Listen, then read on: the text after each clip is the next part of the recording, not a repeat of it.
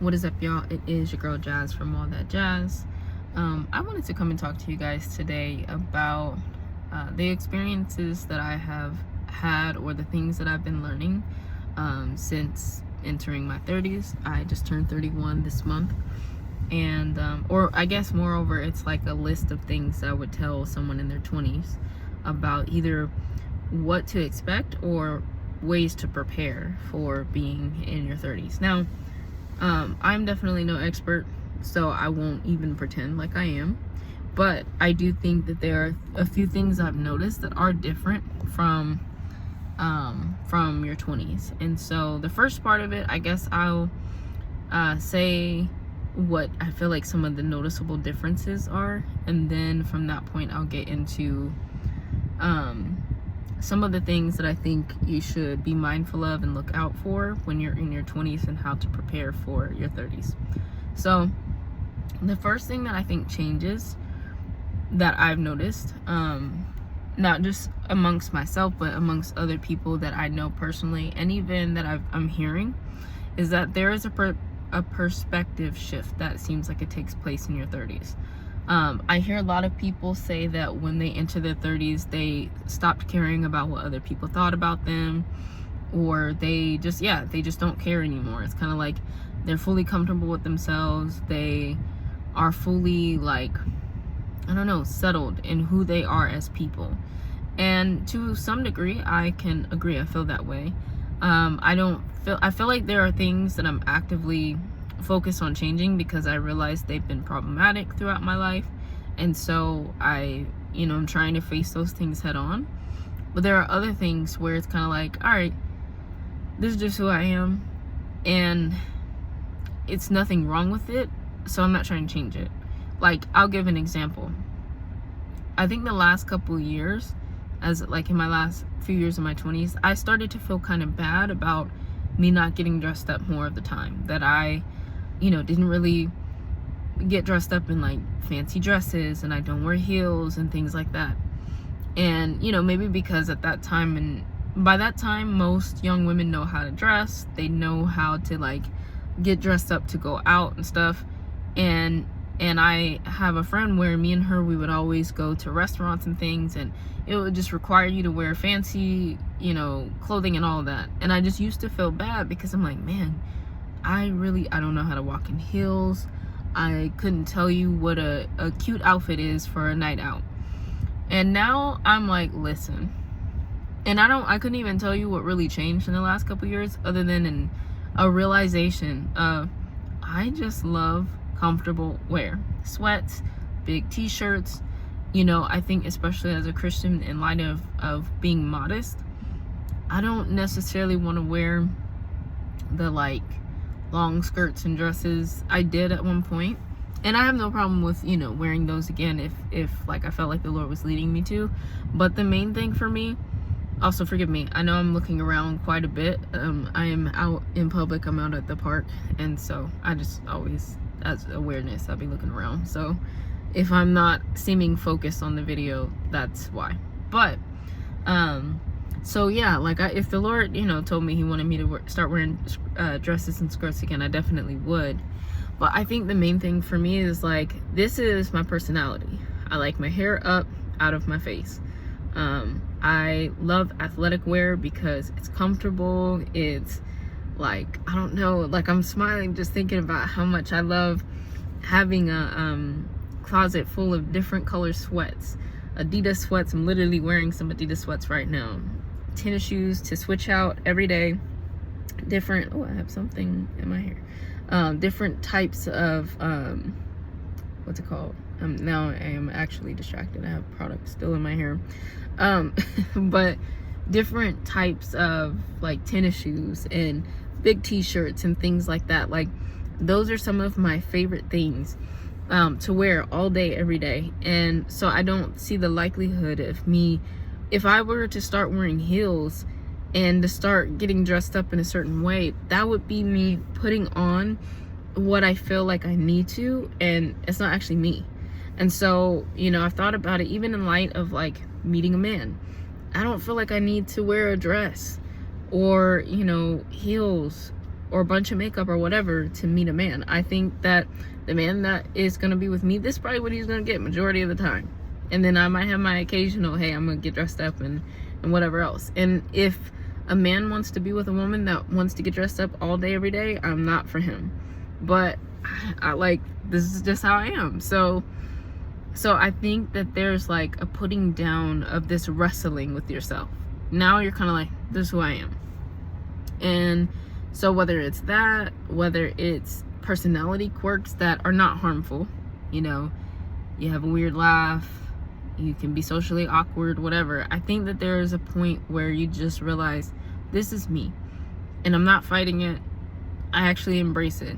And whoever is going to be in my life also needs to be willing to embrace it as well. I think that is the primary shift that I feel like I see take place, and that I'm hearing others in their 30s say that they feel, is like they get to a point where they're comfortable with themselves, whatever that might mean. Things that they used to feel like they needed to change, that they used to feel like were a problem because they were trying to fit in, they were focused on social approval, they're now in a place where they're like, you know what, I don't care anymore. So that's the biggest one I feel like I see. But the other one for me that I'm really feeling is, how do I put it? This deep sense of appreciation, and realization of, whoa, like not everyone has this. There are two things that I feel this way about in my life personally. The first is my relationship with God. I think that there's a closeness that I have built by His grace, in my walk with Him for years. And most of all of my 20s really was spent seeking God and developing a closer relationship with Him. And I realized this year that I'm like, whoa, the relationship that I have with God is not like, it's not something to be counted as just commonplace. You know, it's not something to just be like, yeah, well, it's not that big of a deal. You have experienced God in a lot, and I'm saying this of myself. You have experienced God in a lot of ways. Like, you haven't just read of Him in a lot of ways. You've experienced Him in a lot of ways. And that not only gives you a wealth of wisdom to share with other people, but that gives you a wealth of confidence in God. I've seen Him as a provider. I've experienced Him as a provider. Experienced Him as a protector. Experienced Him as my friend. Experienced Him as my husband. Experienced Him as my father that has had to, you know, direct me and give me guidance in different ways. I've experienced the Lord in a lot of different respects of life. And I think that with that comes a steadiness and like a confidence that people that may not walk with God or haven't known Him, it might be hard for them to like draw from that. And so I think that's the first thing, is that there's this appreciation for something that for many years I'm like, oh yeah, that's normal. Other people pray. Like a bunch of young people pray.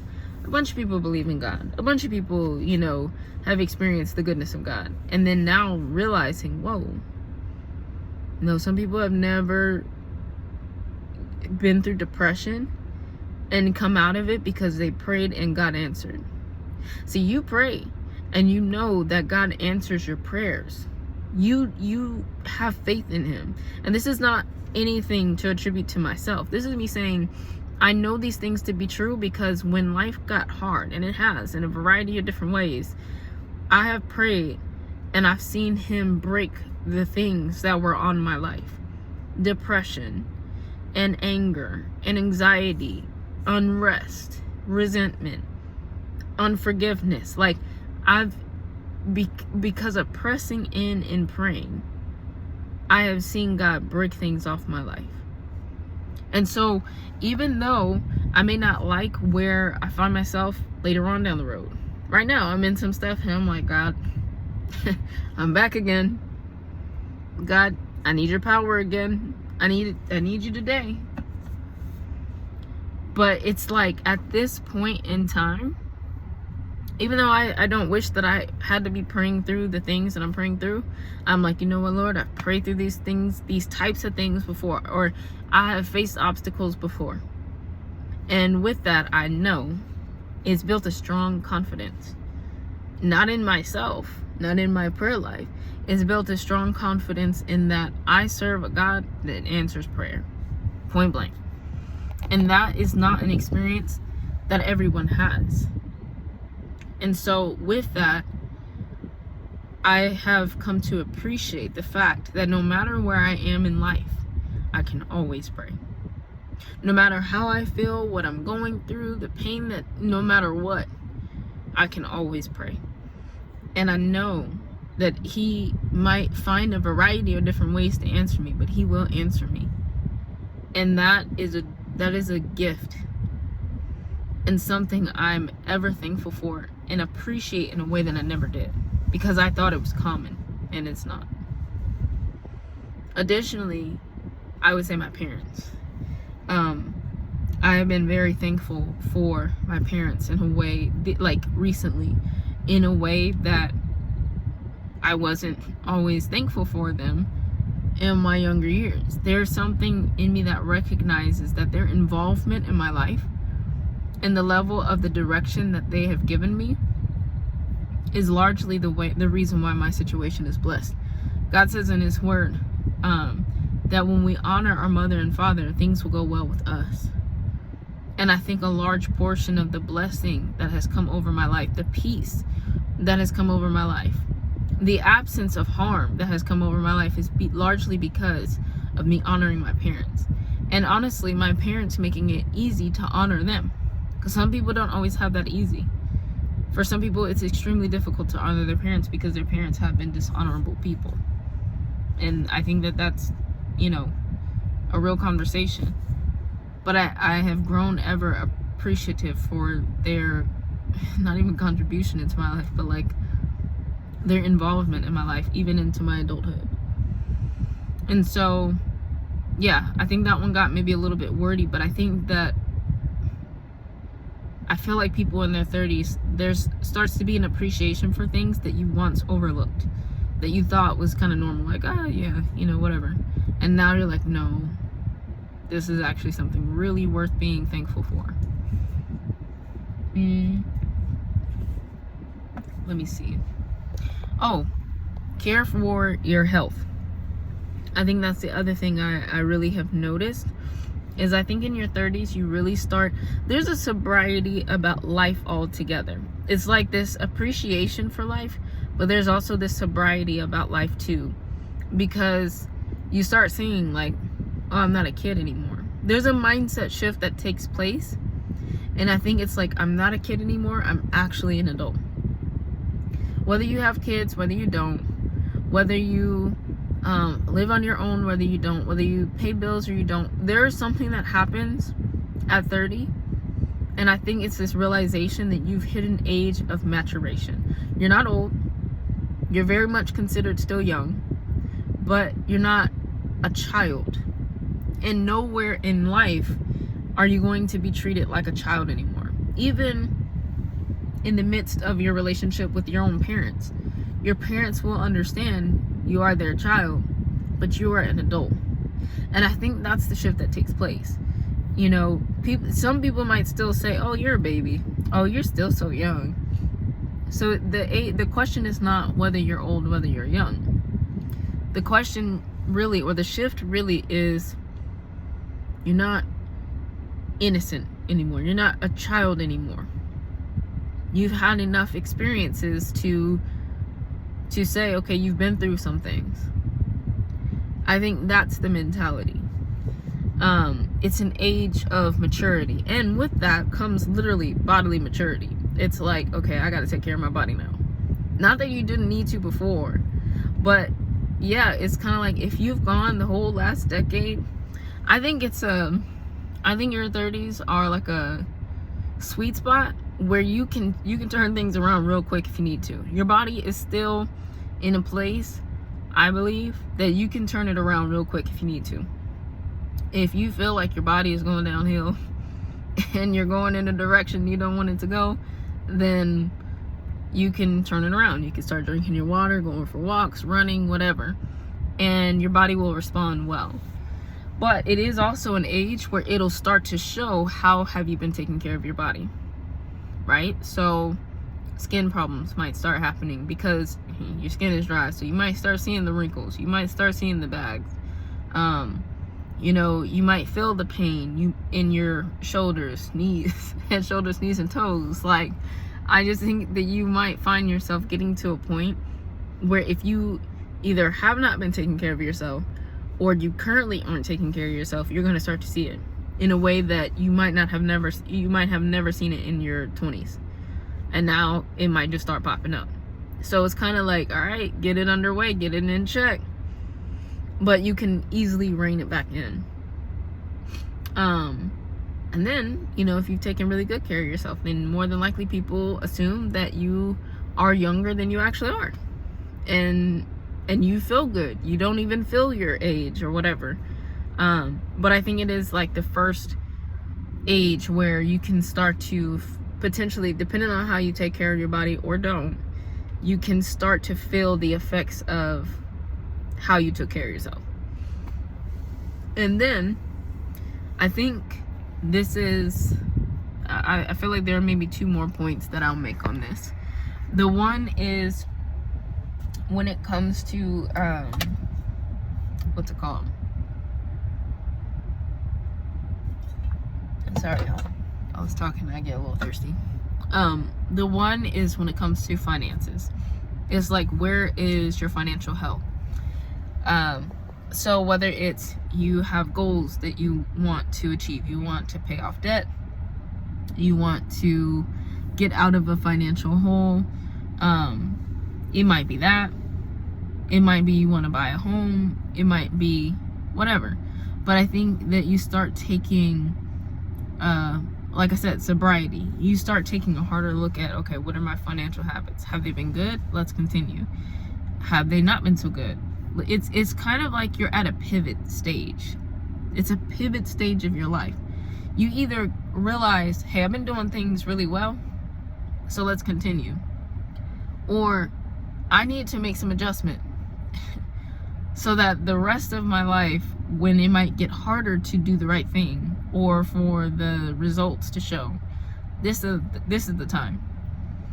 I feel like it's an age of awakening where you wake up and you're like, all right, do I like my life or do I not?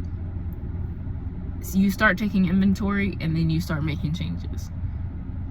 And I feel like that's what happens. I feel like that happens financially, spiritually first, financially, your own like place of where are you with yourself, and then your relationships with other people. That could be romantically. Do I still want to stay in this relationship?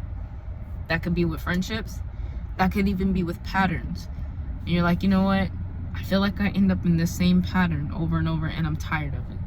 I feel like a light bulb turns on in your 30s. And it makes you see things that prior to that point, for whatever reason, you did not see. And that to me is the biggest shift that takes place in your 30s. And the last part that I'll say is this. I think purpose, right? Because all of those things, they really do impact purpose. I don't think you'll ever know what your purpose is outside of having a true relationship with God. Because how are you going to know what you were supposed to do and you don't even know the one that made you? How are you going to know what he made you for? And what I mean specifically you, not just like man does this, woman does that, but I mean down to you. Like, he gave you your personality. He gave you your strengths.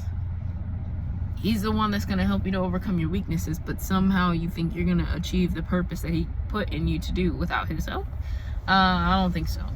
I personally don't believe that. But in addition to that, it's like you're going to have a hard time achieving your purpose if you're not in good health. So you start thinking about your health. You start thinking about how you spent time. You start thinking about how you spent money. You start thinking about relationships in your life that drain you. All of these things are going to affect your ability to put out into the world what God has created you to do. And I'm not even saying that in like a woo-woo, like, oh, God made you to put this out into the earth. No, I'm quite literally meaning like, if your gift is to speak and you're an encourager like myself, I give exhortation. But it's going to be really difficult for me to exhort to people when I'm constantly drained because I'm in the wrong relationships. And it's like, how can I speak to people about having victory in certain areas and I'm not experiencing victory in those areas? I can't speak on that yet. Even though I was made to speak, I can't speak on those things because I'm not experiencing breakthrough. So it's like, these aren't just talking points or areas in your life where you're looking for a quick fix. I think ultimately it all leads to purpose and how God wants to use you in your life.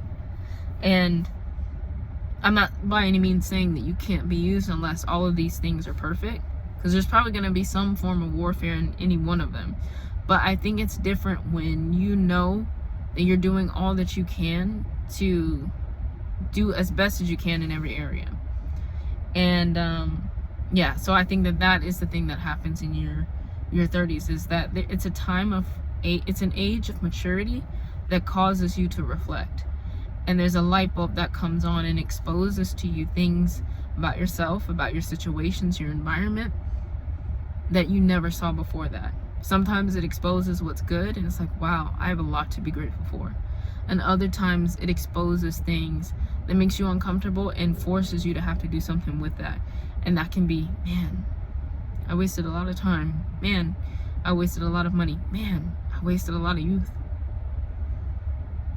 And so then there's this fire up under you that says, okay, well, how do I redeem the time I have? How do I maximize the opportunity that's in front of me? How do I utilize what God has given me for ultimately his purpose and for my joy in life? You know, and I think that is the shift that takes place. Whether people can put it into those words or not, I feel like that is what starts happening. And I also think the temptation, this is why I also made a video recently called Anger and Anxiousness. I think the temptation in these things is to redeem the time on your own. And that's what happens is you start trying to expedite your process and things and do stuff, make a bunch of stuff happen for yourself. I'll give you a clear example. I think for a lot of women especially, they turn 30 and then they get nervous about the fact that they're still single. And then I feel like what happens, not always, but I feel like this does happen a lot. 30 looks like it should be an age where you should have accomplished. You should have this, and this under your belt now by this age. And so I feel like when you feel like you don't have that under your belt, then compromises start happening. Potentially. Not all the time. And so, you know, I think women start getting anxious about the fact that I'm 30 and I'm not married. I've heard so many women say that, and it's like, girl, what does that mean? Because what was different at 29? What was different at 25? It sounded better. Like I if you're the same person, have you changed from 25 to 30 in significantly positive ways? If the answer to that is no, not really, then my question to you is, what will be the difference? Because what did 30 do for you that 25 didn't? And moreover, like for your husband, what would 30 do for him that 29 or 25 wouldn't?